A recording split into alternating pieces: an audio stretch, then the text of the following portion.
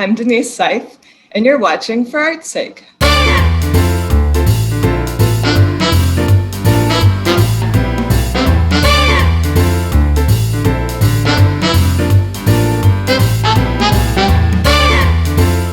Thank you everyone for joining us today. This is our third art and design faculty lecture. This is our first that's based on art history. The next one will be Liza Winnett. She'll be talking about the history of music poster design. So Denise Seif is the art and design program director at Parkland College. I think she's been the program director since 2004. She teaches art history 1 and 2, as well as non-Western art history. In addition, she teaches metalworking and jewelry at Parkland College. So it's a terrific class. If you're able to ever take that class, sign up for it. It's a wonderful experience.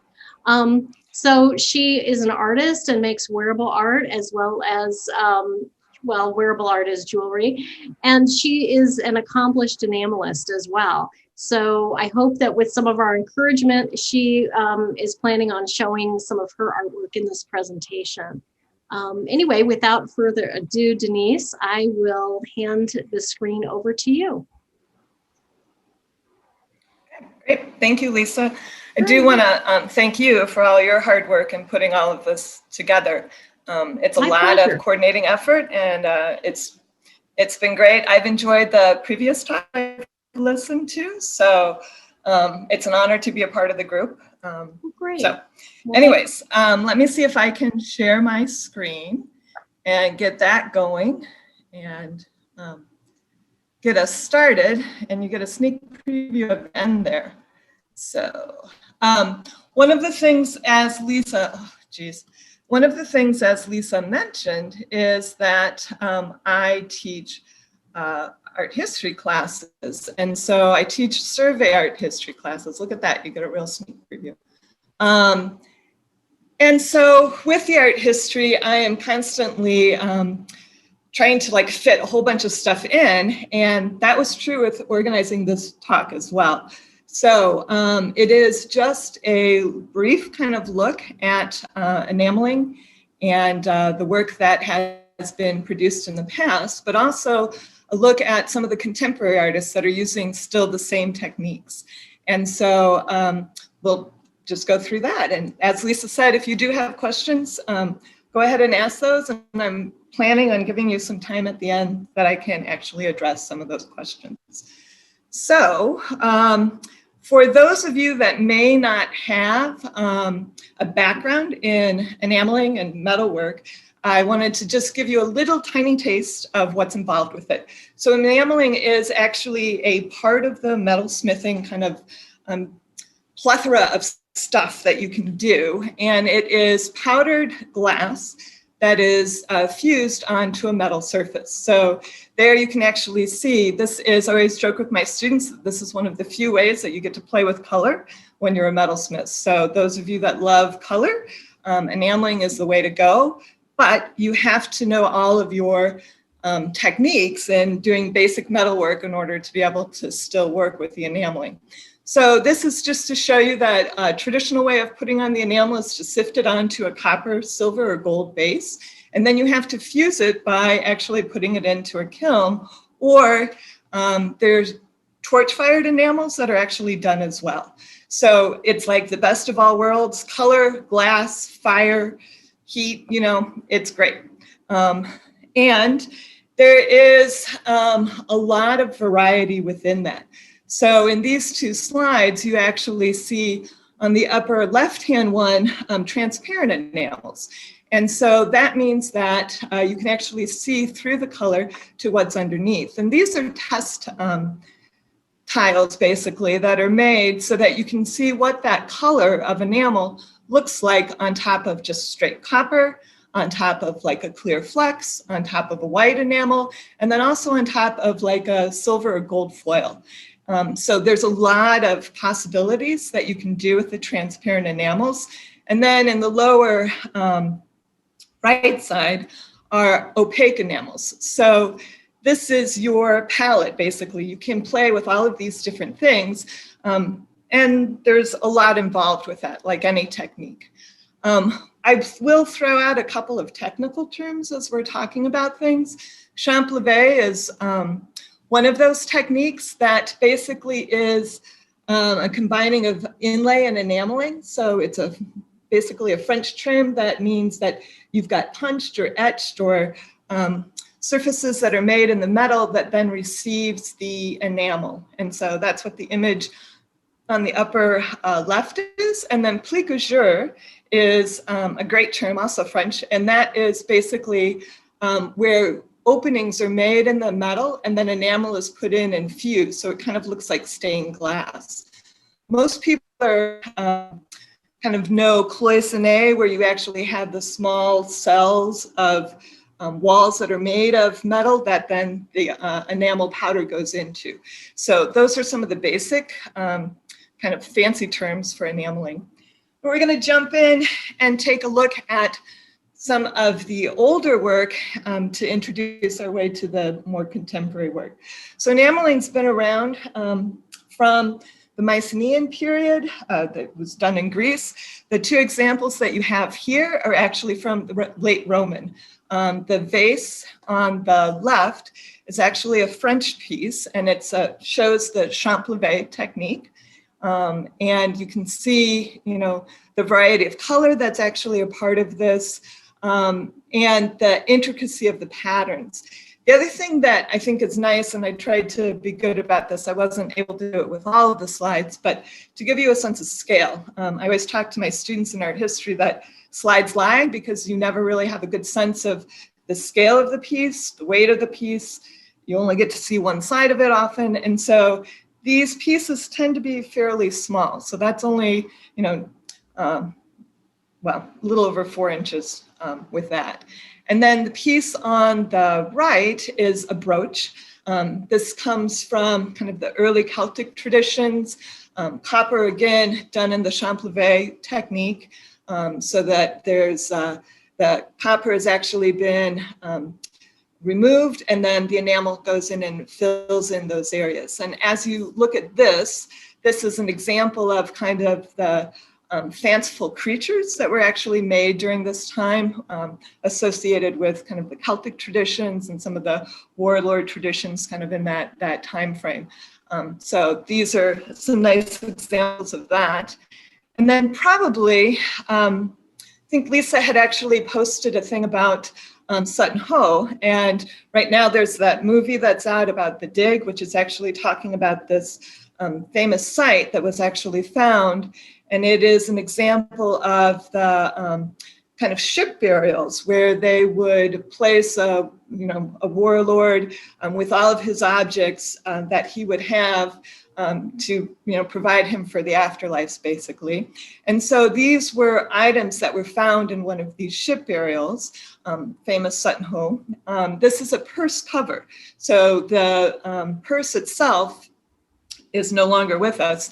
But it's a great example of the cloisonné technique. And so you actually have gold, there's glass, there's the cloisonné enamel with garnets and emeralds in this piece. And the mille fleurs is basically, if you look in this little detail here where you see that checkerboard pattern, that's a glass technique that's then placed into those cells. So that gives you a chance to kind of see the tiny little cells that would be filled with, in some cases, garnets, and in other cases, enamel, and then also with the mille fleurs, which is the glass that's there. And so, again, these were items that were status items, but they were fairly nomadic. So these were things that could be carried with them. And so you carried your wealth with you. And this is a good example of that. The other piece that I love from this period are these shoulder clasps. And so there's 2 of these. And it is, again, pretty typical of this period where you actually have wonderful use of pattern, but this integration of these animal forms that become patterns as well, and how they're integrated into the decorative elements. But then there are also oftentimes symbols of strength, of power,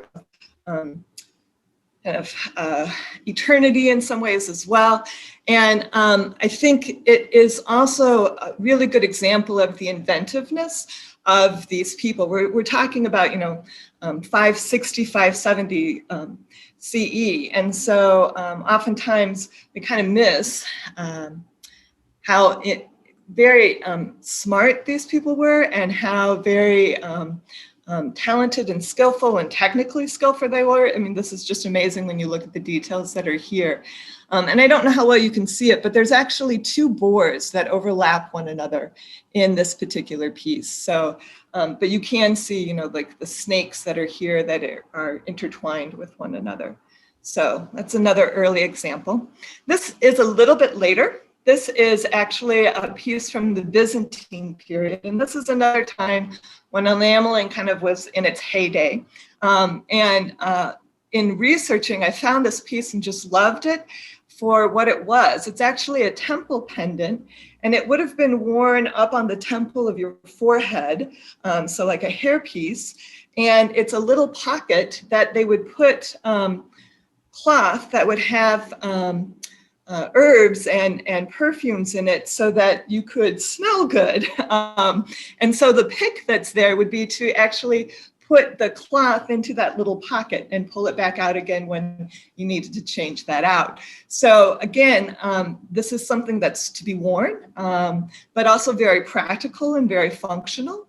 And so you can see the great amount of detail that's in this piece. The pick has seen better days, but it allows us to kind of see those cells that are walls that were set up with wire rather than etching or removing the material that you would have in Champlevé. These are actually thin little wire walls that were put in place and held there with the enamel and help to keep things out separated so that you can actually see all these beautiful colors and patterns that are there. So this is one of my new favorite pieces.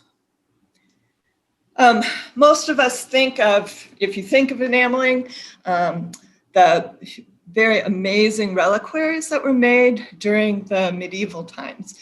And so this is an example of one of those reliquaries.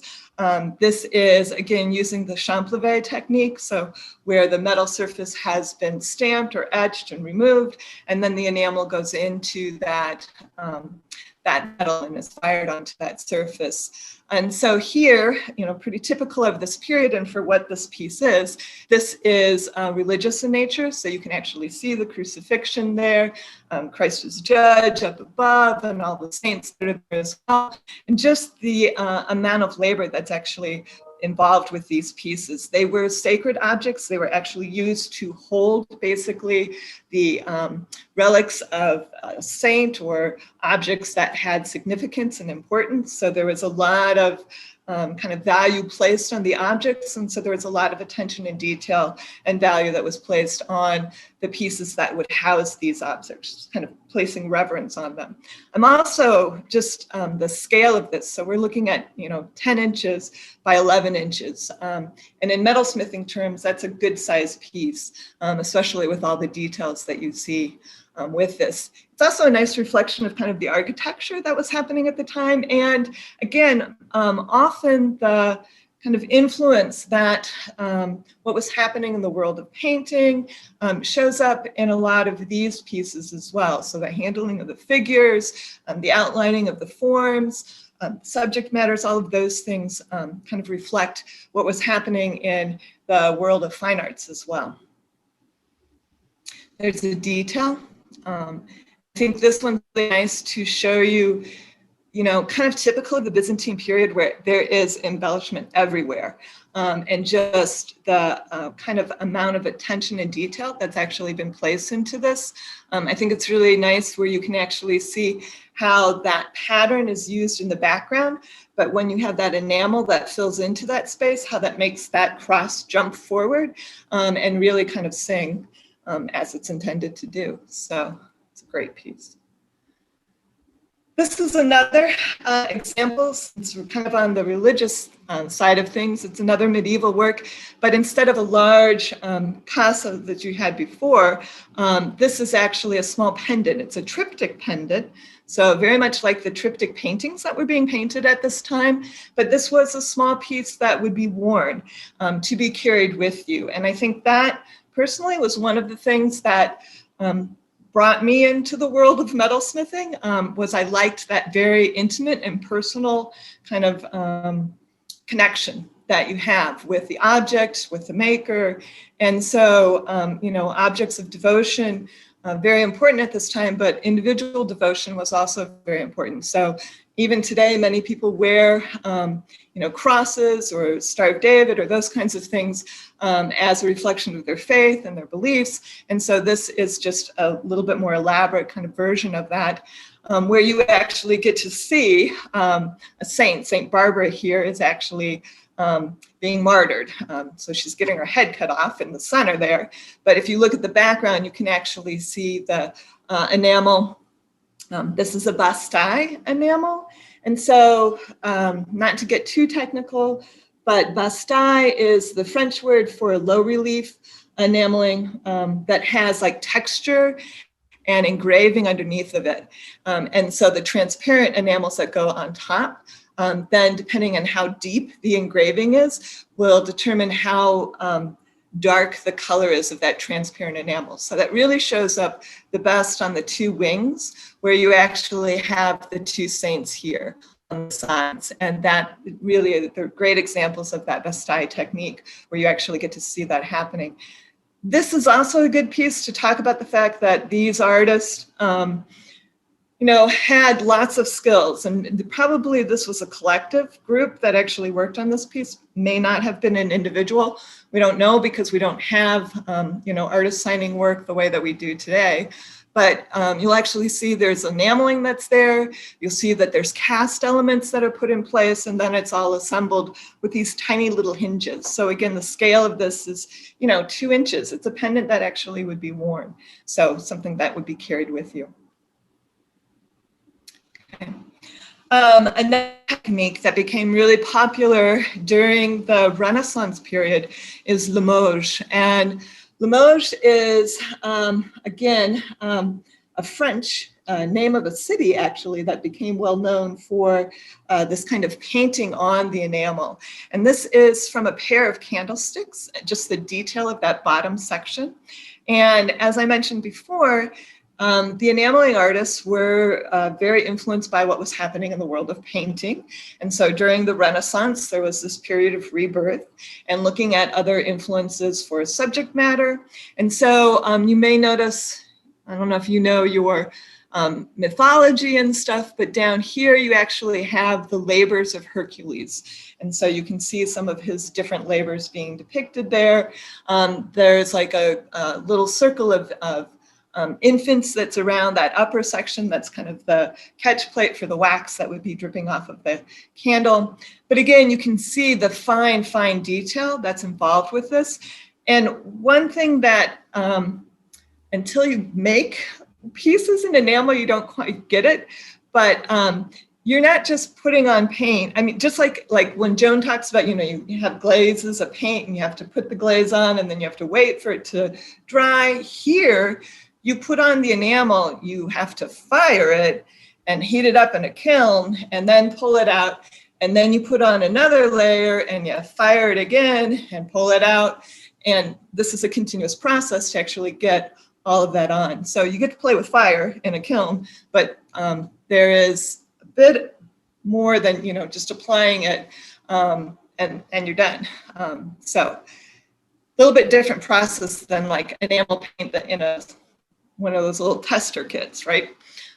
So anyways, and there's another one that just shows that detail and just the amount of precision that's involved with this. The enamel in this kind of situation actually would be, the glass would be ground into very, very fine particles, almost like you would expect pigment for paintings would be. So you can see the kind of very refined surfaces and finishes that would be a part of this. So And there was a renaissance of this kind of Limoges technique that was done in the 1700s. Henry Bone was an artist who really brought this back into fashion. And so that's the little portrait that's actually on the left-hand side. This is a portrait of General Sir Charles Grey. And again, it is a piece that could be worn, could be carried with you.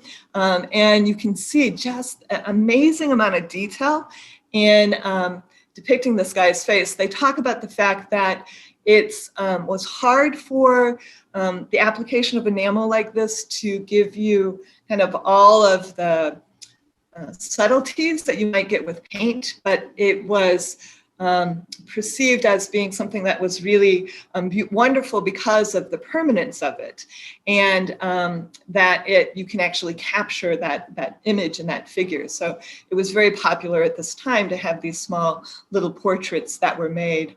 The one on the right is actually a Spanish pendant. No artists given to that one, but I just thought it was another great example, and again reflects kind of what was happening in the world of painting at this time. With this, to me, looks like the Madonna that's being brought up, the Assumption into heaven, basically, with that scene where she's standing on the little moon that's underneath, and then is going up into heaven. So again, a piece that you would carry with you or wear with you, and have that with you. So just a small nod to other cultures that also have amazing work in enameling, and I ran out of time to actually do much more research on this work, but I thought these were two beautiful examples. Again, the double vase is a Chinese piece, and it is actually two metal vases that are attached to one another. And so the cloisonné, I thought it was also a really nice example of very different, it's almost like two personalities, almost like twins that are joined there, and with two different personalities that are there with the little elements that are actually raised onto the surface. But this is oftentimes what people associate with cloisonné enamel, where you actually have those beautiful cells with all the color that's within that. And then the sword guard that's on the right is a Japanese sword guard. And so very typical of a lot of Japanese work, their utilitarian pieces were still beautifully embellished. Again, these oftentimes were status symbols. And so you actually see, again, just the way that this decorative work was used to embellish something that would have been practical. This would be to protect your hand as you were using the sword. And yet it has this beautiful surface and color on it. And this was also to jump into then kind of the next stage when there was a rebirth of enameling and a resurgence of its kind of importance. And Rene Lalique was one of the people that was involved with this. Lalique stands out because he kind of pushed things in the way that a lot of metalsmith artists have been doing since like the 60s, where he was not so concerned about using precious materials. He selected his materials for the what they could express and what he wanted them to do. And so he would often mix, you can see the stones that are in this piece. There's gold, there's ivory with the little figure that's there, and then also the enamel that is used for giving you the wisteria. He was also an artist who looked at other resources. And so he looked to work of the past, but he was during this period in the 1900s where there was an interest in Japanesism and looking at the Asian arts and bringing that influence into their aesthetic, the way they were thinking about composition, even some of the subject matter that was a part of that. And so he was part of that Art Nouveau, Japanesism kind of movement that was happening. And I think this piece is a nice example of the delicacy that's involved with this, but also that integration of the chain that the piece hangs off of. It's pretty simple, but it flows with the rest of the work. And so it has a very sculptural quality to it. and yet the very organic quality. And I love, when you look at the piece, I always try and get my students to think about this. There's symmetry, but it's not boring. There's just enough of a shift in the way that he's placing things to make it visually interesting and have you look through that piece. So he is a great example of good design and a master technician as well. So he really stood out for his innovative way of working with materials. And these two pieces are also great examples. The orchid tiara and then the pansy brooch. Both of these pieces are examples of plique-à-jour, which is that kind of stained glass almost looking like technique. And I thought this example really showed that well, because you can actually see light coming through the detail that's there with that brooch. And it's another good example in both of these pieces where he's actually, the orchid itself is carved ivory. There's gold that is, functioning to hold things together. The plique-à-jour enamel. There's the horn of the tines of it's a tiara, but it's basically a hair comb that would go into your head, your hair, not your head. And then, of course, there's diamonds in there. So he's got everything. And the diamonds are not, front and center. It's actually the orchid, the ivory, that's actually front and center. They're just accents in the piece. And again, that was one of the things with his work, is that he didn't just do golden stones and just precious stones. He was using other materials and techniques at the same time and kind of integrating that together in his designs. That's true with the pansy brooch as well. And so you almost miss that beautiful sapphire that's in the center because all of this other stuff that's happening with it. I personally kind of like that because you actually get to see, all this other stuff too. And I'm not a huge stone person, so a little biased there. But anyways, he was also an artist that integrated glass, started using some cast glass pieces. And so the plique-à-jour is the back pieces that are here. And then you actually have the pansies themselves that are actually glass. There's traditional enamel that's along the surface here. And then, of course, the stone that's been set. These two pieces are actually work that came from the St. Louis World's Fair, and there was a collector who picked up these pieces and brought them back and eventually started a museum. And so if you ever get a chance to go to Baltimore, you can go to the Walters Art Museum, and both of these pieces are in the collection there. So it was kind of fun. I have a link later on. They have virtual exhibits and coloring pages and things like that. So hopefully Lisa will send that out if people are interested in some of those things. But someday if we get to travel again, I know I'm going to Baltimore to check these out in person. Faberge, Carl Faberge is another artist that stands out, is a name that a lot of people recognize and did quite a bit with his metalwork. What's interesting with him, he came from a family of metalsmiths, but before he took over his father's business, he did kind of the grand tour and traveled and looked at collections of famous works of metalsmithing and things like that. And then when he came back to Russia, he started to produce pieces and started by doing historical pieces, remaking historical pieces, and got involved with actually doing restoration for some of the pieces in kind of the collections that were in Russia. That brought him to the attention of the Tsar, Nicholas. And so one of the things that Faberge was known for is the series of eggs that he made that Nicholas gave to his mother and to his wife for Easter. It became kind of a tradition. And so this is one of the examples of one of the Faberge eggs. This is the Imperial Red Cross egg. There are two of these that were made. They're a little bit different from one another. And it was to honor that the women in his family actually were members of the Red Cross. And so this was to honor kind of that. The other thing that you'll notice is that Faberge was the designer, but he also had others that would help him. And so sometimes you'll see, you know,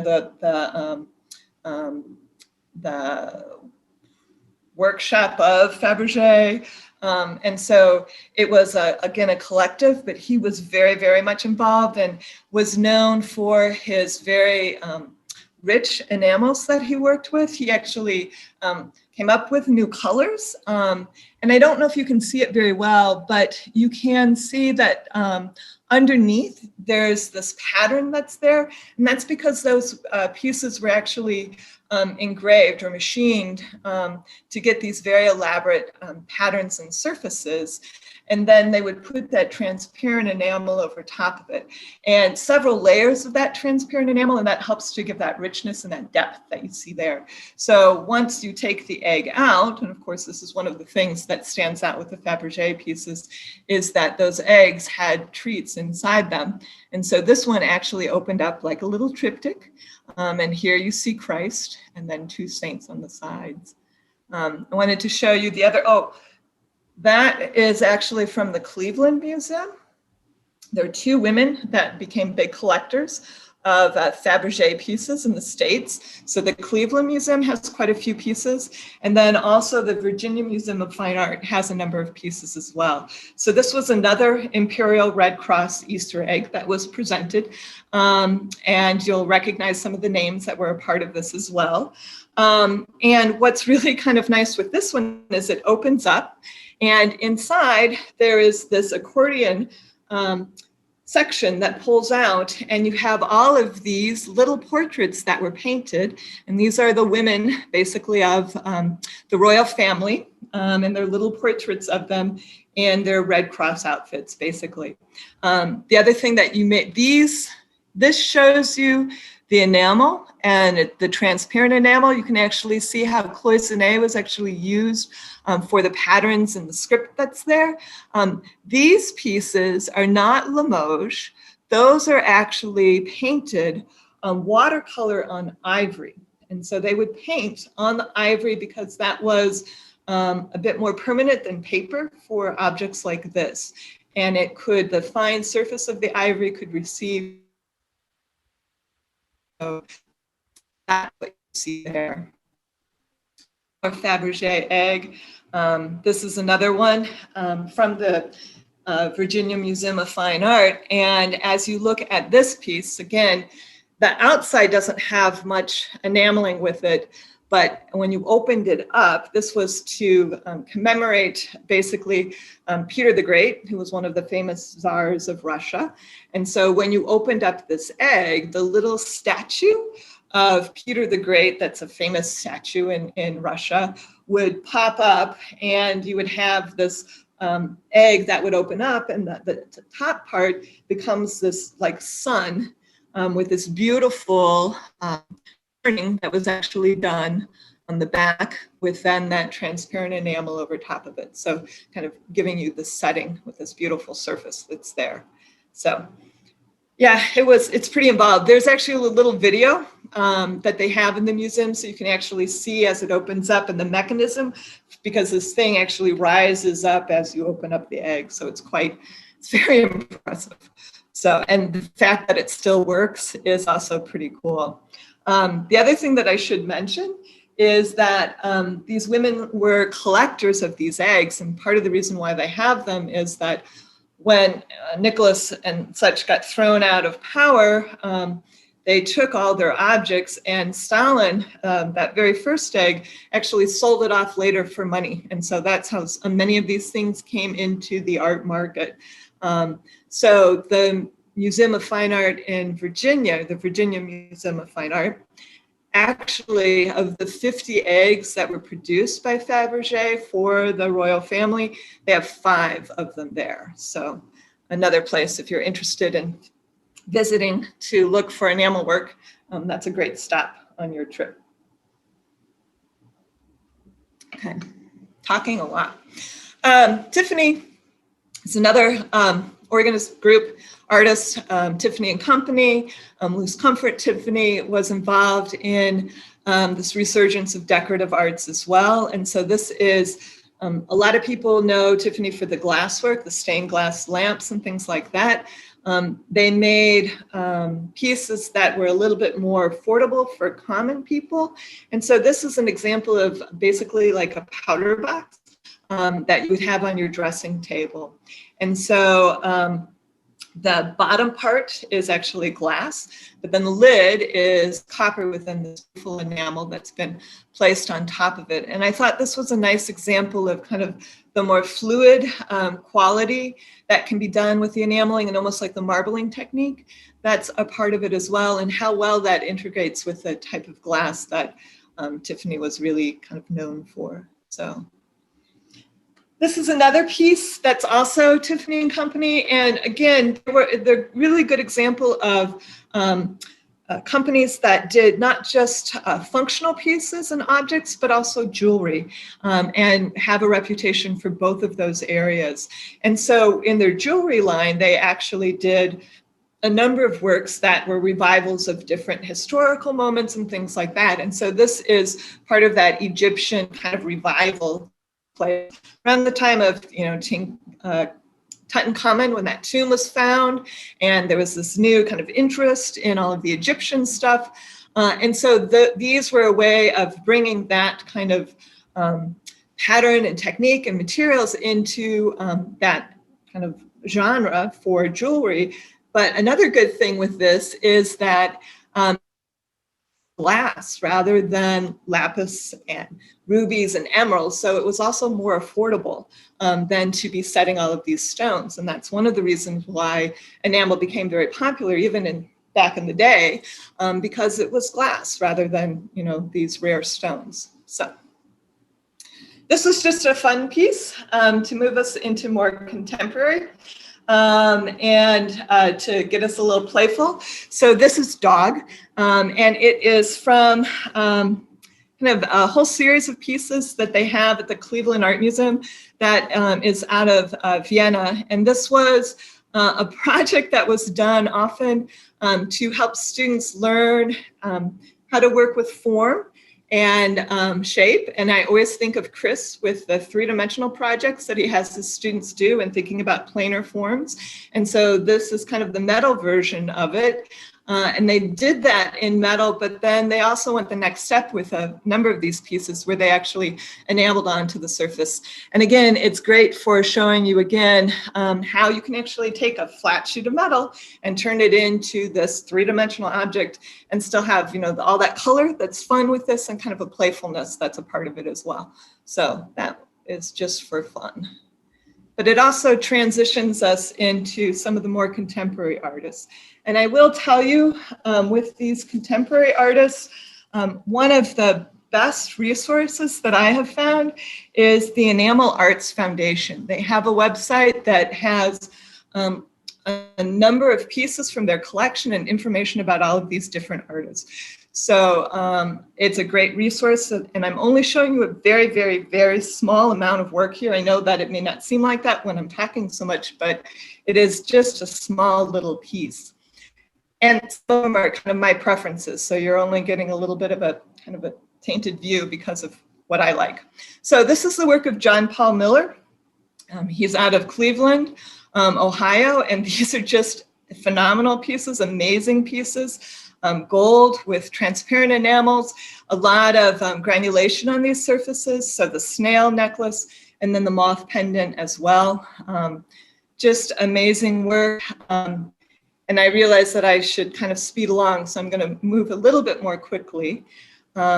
This is the work of Harlan B Helwig, and this is an example of the Limoges techniques that we've been looking at. And grisaille is just a fancy term for monochromatic work where it's just black and white, but that was done in the Limoges technique. You can see from 1972, the circle between them, and then Vernal is 1982, so a little bit later. One of the things that stands out with Helwig's work is the way that he took, kind of traditional platter plate forms, and then started cutting into them and integrating that kind of the form itself into the piece. So that's one of the things that he's known for, as well as his just amazing Limoges kind of technique that he used with his pieces as well. So really beautiful. An artist that I actually got to do a workshop with, and I've always admired his work, is Jamie Bennett. He taught up in New Paltz, New York, and is someone who has done a lot in the field of enameling, really investigating a lot of different types of things. So the 1985 piece is an older piece, Deer Run 2. And one of the things that he was known for is, instead of making all those tight little cells with the cloisonne, he actually played with the cloisonne wire almost like line and drawing. And so he would not use them just to make little cells, but in this more kind of gestural quality. And a lot of his, these early pieces were influenced by his mom, who was part of a New York firm, dressmaking firm. And so the patterns and things like that, some of those shapes are influenced by that kind of reference. The piece down on the lower right is an example of some of the experimental things that are happening with enameling these days, where you actually have using like stamps and decals and all kinds of things to actually put your enamel onto your surface. And Jamie Bennett is very much a kind of a painterly approach to these things. And so you really get that sense in his pieces. It's done a ton of work, so you're only getting a very small example of what's out there, but it's a nice little taste. This is the work of Harlan Butt, and he actually shows you some of those traditional cloisonne in the way that he's embellished this surface here of this jar. He's out of Texas, so Texas Horizontal Oak is the title for this piece. And again, it's a great example of a combination of not just the field of enameling, but also metalsmithing with the cast elements that are integrated into these pieces. This is another beautiful example. This is oak leaf and branch. And this shows you, I think, probably one of the best illustrations of that depth that happens with a layer upon layer upon layer of enamel. So way back here, you can see that oak leaf that's there. That was one of the first layers that was put onto enamel. And then you got another clear green layer that was put down. Another layer of gold leaf for the leaves that are here. Enamel put over top of that, and then another layer on top of that. So this would actually be like a silver leaf, and this would be a gold leaf that would actually have been placed on there. So you can see that depth of color and multiple layers of that being put onto the surface. Another example, this is more of a Vase kind of technique that's being shown here. Ruth Ball is an artist out of England. You can buy these pieces. It's just amazing. She's got a website. You can go on and purchase them. Flow is the cups that are there. I think those are sold out. But anyways, but I thought they were really a beautiful example of those patterns and surfaces, kind of like those Faberge eggs, but now, you know, with the contemporary flair that's happening with them. And an integration, you know, of the foil that's there, but then also the cloisonne that's been added into these pieces. So a lot of these artists are, you know, as they've done in the past, kind of mixing things up. Linda Dardy is really one of the premier artists for going to school. She teaches in North Carolina. So this is a candlestick by her. It's a set of 2. And then this is a wearable piece that she's also made. It's a brooch. And again, showing you functional pieces, objects, as well as jewelry, wearables. So one of my all-time favorites is Sarah Perkins. She actually went to school down at Southern Carbondale and makes amazing vessel forms as well as jewelry. This is a recent piece, barnacle container. And again, you can see typo there, silver, not silver. And then the other piece is actually plicouture. And so here you can actually see that light coming through. So all these little dots that are here are open, but then enamel has been placed into that. So when you hold it up to the light, you can actually see the container, and it allows you to see the interior. So just like those Faberge eggs have this, you know, wonderful surprise, that's also true with Sarah's work. Melissa Huff is another artist from Illinois. or at least went to school at the U of I. So that's an example of her work. And then this is the work of Jim Norton. He actually started in bookmaking and then got involved in enameling. And one of the things that's interesting with this series of work is that the enamels holds these structures together. So there's no soldering that's involved with this. It's actually the enamel. They're kind of slot and tab put together and then enameled to hold them in place. And then one of the last two artists that we'll look at, this is Jessica Calderwood. And I wanted to show you this piece just to show you that the front of the enamel is important, but for every layer that you put on the front, you have to have on the back of that piece as well. Otherwise, there's too much stress and the enamel will break. So there is a practical side of that. So this piece allows you to actually see the enamel on the interior, and then also the beauty of the back of the piece. The back of the brooch in a wearable kind of context, you do have to be not only concerned with the function of it, but also I always view that as like the special treat that the person that gets to wear the piece gets to have. So I love pieces that actually give you a treat on the back. Let's see if I can find my cursor and move to the next. It's another series. I thought this was nice to actually see her working through an idea. And there's a quote that I definitely want to read to you because I think this is really poignant. She talks about how that artists, beyond making interesting pictures and objects, artists have the power to create change and promote critical thinking through their work. And so this is something, she's talking about gender, and she's one of these artists that really observes and kind of responds to what's going on around her. So this is something that she's been working on for a while. So this is enamel on copper that's been electroformed. And she talks about, you know, the symbolism of flowers and things like that. This is a piece from 2017, and it's got porcelain, but these little pieces that you see here are enameled little disc that are then pinned with head pins onto a soft form that's there. So again, the attachment and how you actually place the enamel, you can't solder enamel into place. It has to be set like a stone or some other kind of manner. So I really like that she's investigating different possibilities. And I thought this piece was very appropriate for our day and age. This dates from 2019. She makes observations about, you know, the world around her. And so as we've all seen, right there with the screens in front of us, now more than ever, right? So there's that. This is one of her students, Danielle Embre, and this is a piece that actually deals with the border wall and all the little red dots. She would, and her mom would go out and put water in the water stations that are in the Southwest so that, you know, people would not dehydrate from lack of water. And so this marks the paths that people would take as they move through the desert. And all of those little red spots are to mark, you know, where people had died because of that. So that's a little dark, but I think, again, one of the things to realize is that the enamel work doesn't have to be, or metal work in general, it isn't always just nice and decorative and pretty.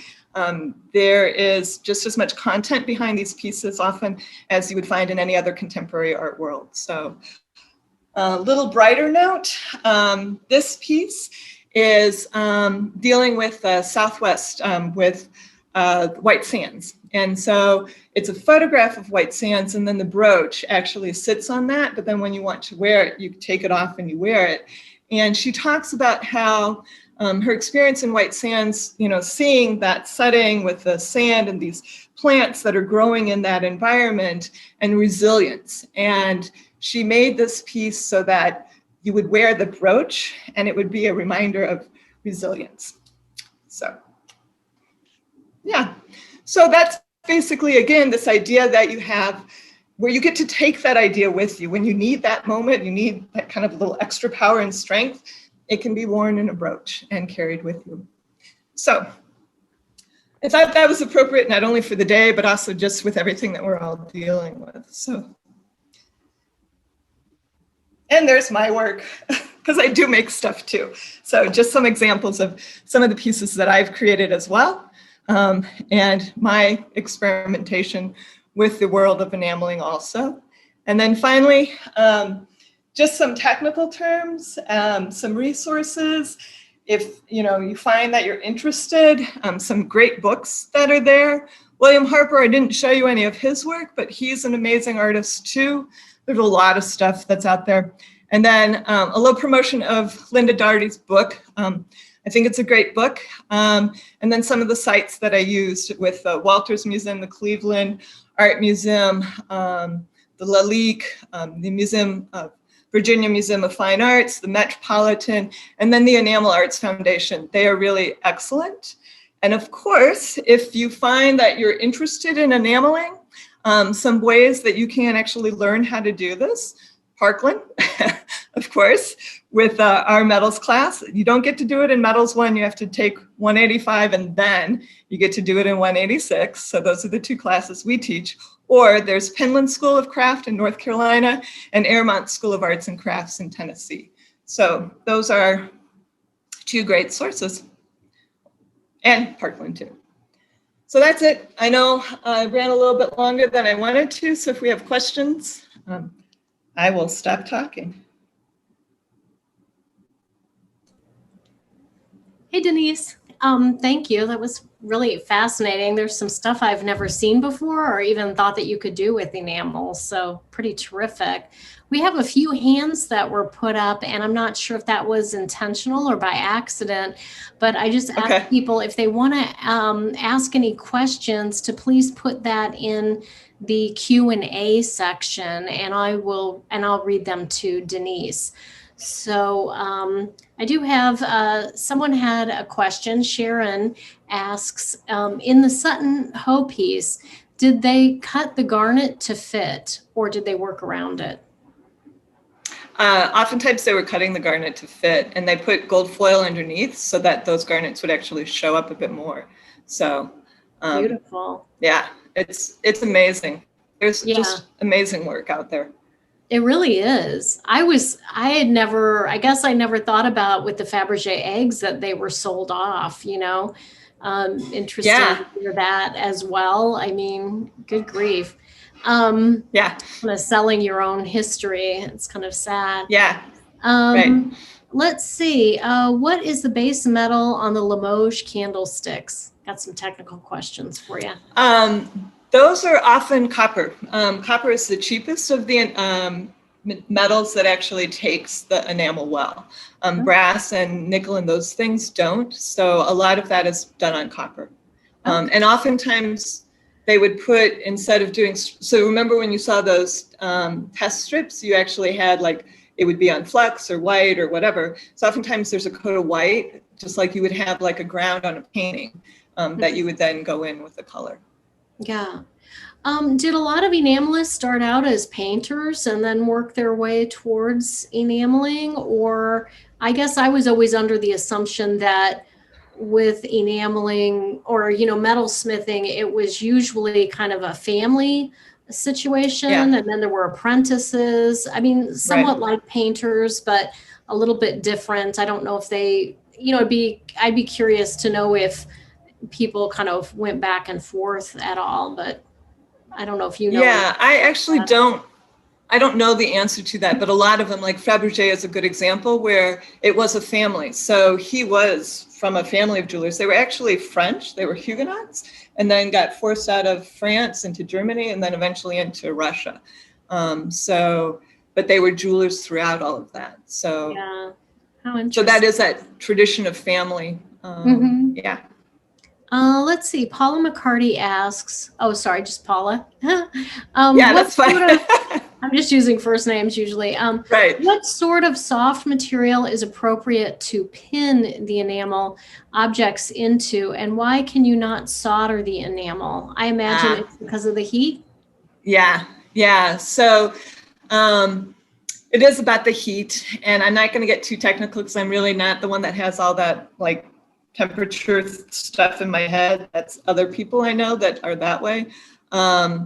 you have to use IT solder, which actually melts at a higher point than what the enamel would melt at. And so oftentimes those are done ahead of time, and then you would enamel the surface afterwards. So that's one of the fun things with enameling. There's so many, like, you have to know, you can't use all enamels together because there's different properties with the colors themselves. And so it's a whole other language.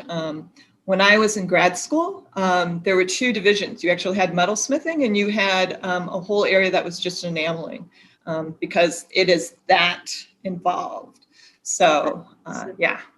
That's amazing. And then pinning into a soft material. Are you talking about the one piece that was the little figures? I think she had basically like a stuffed form that then had fabric over it that you pinned into. Yeah, I think that's what she was asking, but I'm not sure. Yeah.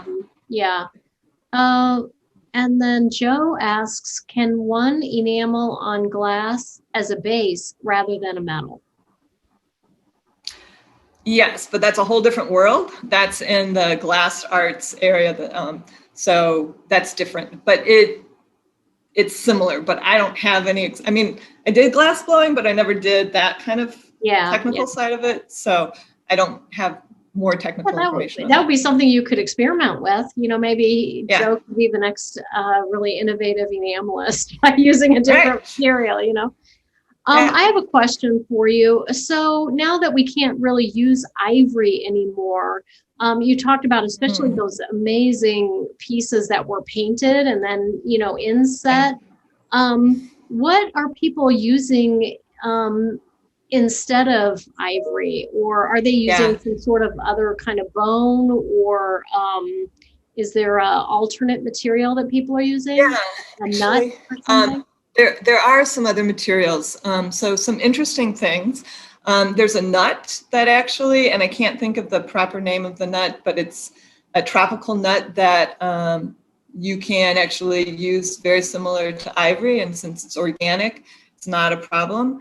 Robert was telling me that there's been a resurgence in, unfortunately, because of climate change and stuff like that, there's a lot of mammoth bones that have been found in tusks. And so that's a type of ivory that is not, because it's old, it's ancient, prehistoric. So that ivory, mammoth ivory, is something that people are using. And it's a different kind of structure to the ivory. So you can actually see the difference between like ancient mammoth ivory and like elephant tusk ivory. Oh, so wow. If you know what you're looking at, you can tell. Huh. And then, of course, there's the taga nut or whatever. That's the nut, the taga nut. Yeah. And let's see, what was okay, so here's another question from Laura. There is, or maybe a comment, there is wonderful enamel work on glass as well as on ceramic. Pretty much it can be done on any material that can be heated to the temperature required to melt the enamel. Interesting. Huh. There you go. I wonder if you can do it on stainless steel, or would it stick? You know, I always think about the surface, and, you know, I haven't really heard about that. You can definitely do it on stainless steel. In fact, at Kent, they actually had one of the industrial kilns. So, you know, like your sinks and your bathtubs and stuff like that, cast iron and steel, they spray on the enamel, and then it's through this big kiln that's like a conveyor belt thing. So Kohler, Laura would know this, Kohler is a big producer of like porcelain sinks and things like that, but they also do enamelware too. And so at one point they had visiting artists that would do work for them, and they did enameling as well. But so steel is one of like, you know, the enamelware that would be used for your camping equipment and stuff like that. That's another form of enameling. Mm-hmm. And of course, you got your undergraduate degree at the University of Illinois. And of course, Alan Meddy was teaching at the time, and he's an enamelist. And then you went to Kent State, right? With, I'm embarrassed, but I forget. Studied with Bruce Metcalf there. He was not an enamelist. Thank you. And at that point, so this is always funny because I always joke with my students, is never say never, because I never thought I was going to do enameling. You know, I did it in undergrad, and that was not a direction that I was going to take. And now that's something that I do quite a bit of. So yeah. Yeah. And you're wonderful at it. I mean, I think that one of the attractions is the color, at least for me, because I love color. So Yeah, it's you always do. a joy to see when your work comes in, what you're doing for the faculty show. Yeah. Well, that's and nice. just your innovative shapes and things like that. It's terrific. What Well, I eventually joke. drew you back into enamels? I don't know what actually did that. I mean, just messing around with stuff. I joke with Robert because he cuts stones and things like that, and he's taking material and making forms out of them. And I joke that I'm creating my stones. I don't like stones, so I have to make my own stones, basically. So, And of course, we should remember that Robert is your husband, and he's a jeweler. yes, yeah, sorry. Yeah, that's okay. Anyway, well, thank you so much, Denise, and everyone else for joining us. This was really informative, and I loved seeing the work, both historical and contemporary. I also highly recommend seeing the that movie, The Dig. It's quite interesting because as someone who loves museums and traveling to museums, you see all of that work, but you don't really think about what goes into the finding of it, except maybe King Tut or something. So, it brings these works to life in a way that, maybe you wouldn't think about as well. So anyway, thank you. And thanks everyone thank you for so coming. much, Lisa. Yeah, you're welcome. My pleasure.